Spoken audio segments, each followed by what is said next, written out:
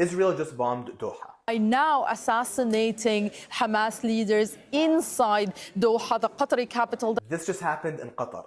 Yes, the oil-rich Gulf state Qatar, the location of the 2022 World Cup, for those who are unfamiliar with the region. Israel bombed a building where Hamas leadership were discussing the latest ceasefire proposal set forth by the US.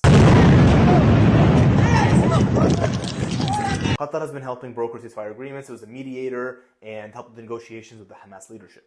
And I know the question that every single Islamophobe and Zionist will have. Why does Qatar have a Hamas office? Because the USA asked them to in 2011. Yes, it was the US's request. And now Israel has bombed the Hamas leadership as they were discussing the latest agreement.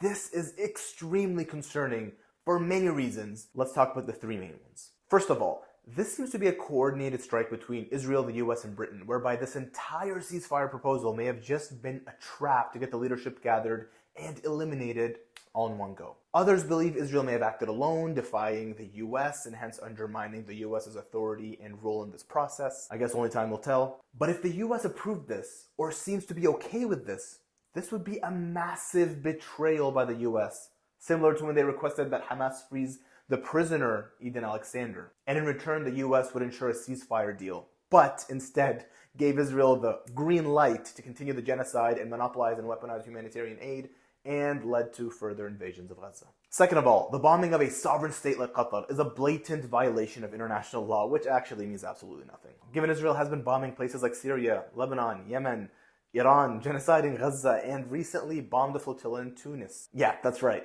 Israel just recently attacked one of the boats that are part of the flotilla to Gaza, and they did this in Tunisia. There's actual footage of this that was live streamed and recorded, and Meta has been actively taking these posts down. And by the way, Israel has already assassinated lead negotiator Ismail Haniyeh in Iran previously, and also committed assassinations of Hamas leadership in various countries in the past. So this is not new. But bombing a Gulf state like Qatar multiple times, that's a different level. That's just another statement by Israel that international law is absolutely meaningless and that they can commit countless crimes with impunity. And finally, this shows the Gulf states and Arab countries in general. If you think Israel will respect any agreements, any treaties, then you are sorely mistaken. They don't care about international law. They don't care about borders except expanding their own. And they've already shown the world their plans for a greater Israel that expands from Egypt to Iraq. They are not hiding their intentions. And yet, they can do all of this with no accountability.